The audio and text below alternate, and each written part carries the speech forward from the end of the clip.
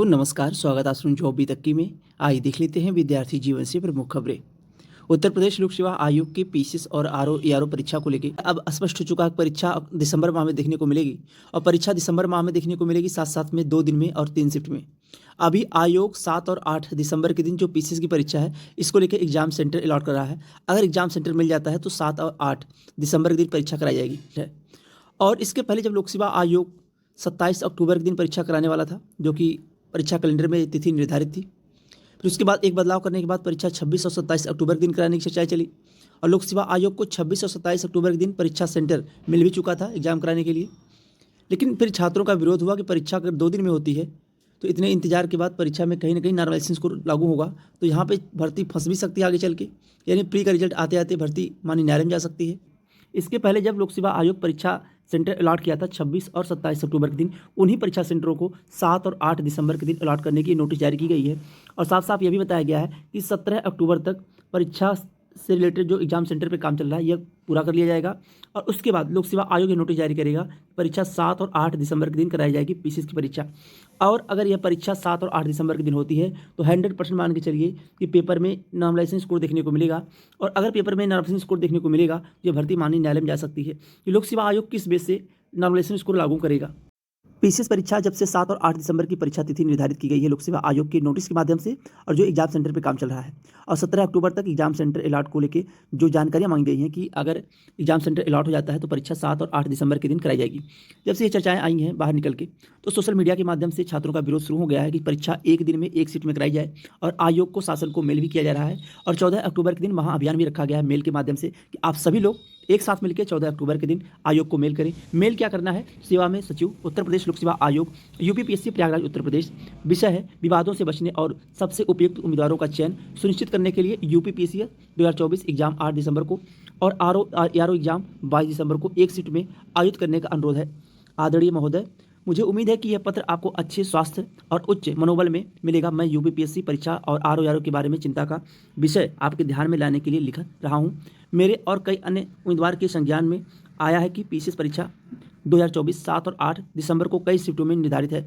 हम निष्पक्ष तरीके से परीक्षा आयोजन करने के आयोग के प्रयासों की सराहना करते हैं। मैं विनम्रतापूर्वक आपके विचार के लिए निम्नलिखित सुझाव देना चाहूँगा। अधिकतम पारदर्शिता और निष्पक्षता सुनिश्चित करने के लिए यूपीपीएससी परीक्षा 2024 का आरओ परीक्षा को एक ही शिफ्ट में आयोजित कराना अत्यधिक लाभकारी होगा। जब परीक्षाएं कई शिफ्ट में आयोजित की जाती हैं तो अक्सर प्रश्न पत्रों की कठिनाइयां स्तर में एक कथित व वास्तविक अंतर होता है, जिससे उम्मीदवारों के बीच अनिश्चितता की भावना पैदा हो सकती है और नॉर्मलाइजेशन स्कोर से उत्पन्न होने विसंगतियां एक सीट में परीक्षा आयोजित करने आयोग ऐसी विसंगतियों से बच सकता है और यह सुनिश्चित कर सकता है कि सभी उम्मीदवार का समान स्तर पर मूल्यांकन किया जाए। दूसरी मांग है इसके अतिरिक्त एक सीट में परीक्षा आयोजित करने से लॉजिस्टिक मुद्दों, तकनीकी गड़बड़ियों या शेड्यूलिंग संघर्षों की संभावना कम हो जाएगी और कई शिफ्टों से उत्पन्न हो सकती है। यह उन समग्र तनाव और चिंता को भी कम करके जो उम्मीदवार को ऐसे कारकों के सामने आने पर सामना करना पड़ता है। तीसरी मांग है इन सभी अतिरिक्त यह भर्ती कोर्ट में कानूनी दांवपेच से फंसने का भी जोखिम रहेगी। अतः हमारी कुछ मांगें इस प्रकार हैं। यूपीपीसीएस 2024 और आरओ परीक्षा एक सीट में दिसंबर में आयोजित की जाए। एसओपी में परिवर्तन करके 10 से 20 किलोमीटर की जाए ताकि पर्याप्त सेंटर मिल सके। परीक्षा किसी भी हाल में दिसंबर से आगे न जाए क्योंकि यह हमारे समय और भविष्य की बर्बादी है। पांचवा यह कि नॉर्मलाइजेशन मानकीकरण किसी भी हाल में नुकसानदायक है सामान्य अध्ययन की परीक्षा में, अतः इससे बचा जाए ताकि भर्ती कोर्ट में ना फंसे। मैं आपसे विनम्र अनुरोध करता हूं कि 8 दिसंबर को एक ही शिफ्ट में यूपीपीएससी परीक्षा आयोजित करने के इस प्रस्ताव पर विचार करें। यह कदम परीक्षा प्रक्रिया में निष्पक्षता और पारदर्शिता के उच्चतम मानकों को बनाए रखते हुए योग्यता और क्षमता का आधार पर सबसे उपयुक्त उम्मीदवारों के चयन को सुनिश्चित करने में बहुत योगदान देगा। इस अनुरोध पर विचार करने के लिए धन्यवाद। मैं सकारात्मक प्रतिक्रिया की आशा करता हूँ। भावदी सिविल सेवा के इच्छुक छात्र एवं छात्राएं, तो आप लोगों को इसमें मेल भी करना है कि लोक सेवा आयोग अगर परीक्षा 2 दिन में और 3 शिफ्ट में कराता है तो यहाँ पे सभी के साथ अनहोनी हो सकती है परीक्षा में, यानी प्री के रिजल्ट में। और यह मान के चलिए कि परीक्षा फिर विवादों में आ सकती है कि लोक सेवा आयोग इसके पहले जब परीक्षाएं कराया और इससे ज़्यादा कैंडिडेट थे, परीक्षा एक दिन में एक सीट में हुई हैं। ऐसा नहीं कि पहली बार है, 5,70,000 कैंडिडेट की परीक्षा एक दिन में नहीं हो सकती एक सीट में, इसके पहले भी हुई है। 6 लाख से ज़्यादा छात्र रहे हैं 2018 में, इसके पहले 2022 में छात्र रहे हैं इससे ज़्यादा। तो परीक्षा को एक दिन में एक सीट में कराया गया है और अगर परीक्षा 2 दिन में 3 सीट में होती है तो स्वाभाविक सी बात है 100% नॉर्मलाइजेशन स्कोर देखने को मिलेगा। और नॉर्मलाइजेशन स्कोर होने के बाद यह मान के चलिए कि किसके साथ अच्छा हो सकता है, किसी के साथ यहाँ पे नुकसान भी हो सकता है। नुकसान क्यों हो सकता है? परीक्षा 3 शिफ्ट में अगर होती है, दो दिन में 3 शिफ्ट में होती है। जिस दिन का पेपर इजी टू मॉडरेट आएगा वहाँ पे 4 से 6 नंबर कम भी हो सकते हैं। जिस दिन का पेपर मॉडरेट टू टफ आया वहाँ पे 4 से 6 नंबर ज़्यादा भी हो सकते हैं। इतने नंबर का नॉमिनेशन स्कोर देखने सभी लोग लोक सेवा आयोग की किसी भर्ती परीक्षा की तैयारी कर रहे हों तो सभी लोग 14 अक्टूबर के दिन एक साथ मेल करिएगा आयोग को, शासन को भी, ताकि इस पे त्वरित कार्रवाई की जाए और जो छात्रों के साथ भेदभाव ना हो सके। क्योंकि आपको खुशी होगी कहीं ना कहीं कि परीक्षा दिसंबर माह में होने जा रही है। आपको पता होगा कि आरओ की परीक्षा में भी यही सब नियम लागू होंगे जो 22 और 23 दिसंबर परीक्षा की तिथि डिसाइड की गई है।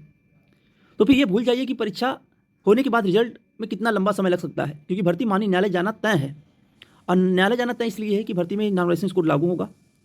तो यहाँ पे भेदभाव होना भी तय है। किसी का नंबर कम भी हो सकता है, किसी का नंबर ज़्यादा भी हो सकता है। आप अपने आप को सेफ जोन में नहीं रख सकते कि आप प्री परीक्षा पास कर लेंगे, मुख्य परीक्षा देने का मौका मिलेगा, यहाँ तक हो सकता है। इसलिए आप सभी लोग एक दूसरे का सहयोग करें, आयोग को मेल करें। आरओ की परीक्षा जो 22 दिसंबर तय थी, अब लोक सेवा आयोग 22 और 23 दिसंबर को रहेगा। वही नियम, वही भेदभाव इसमें भी हो सकता है। इसलिए आप सभी लोग मेल करिएगा ताकि भर्ती आगे जाके ना फंस सके, क्योंकि आप प्री परीक्षा देने के बाद अपने आप को सेफ जोन में नहीं रखेंगे अगर नॉमिनेशन को लागू होता है तो। और फिर भर्ती मानी न्यायालय में जाना तय है, और भर्ती मानी न्यायालय में जाएगी तो ये मान के चलिए कि इतना जल्दी विवाद सॉल्व नहीं होगा। और आरओ परीक्षा में भी भर्ती 3 साल 2 साल के बाद एक बार विज्ञापन जारी होता है। विज्ञापन जारी होने के बाद अगर भर्ती विवादों में आती है तो एक लंबा समय इंतजार करना पड़ सकता है। बाकी जैसे भी अपडेट निकल के आएगी भर्ती विज्ञापन परीक्षाओं को लेकर इस चैनल के माध्यम से आपको जानकारी दी जाएगी। अगर आप चैनल पर नए हो तो चैनल सब्सक्राइब कर लें और शेयर भी करिएगा।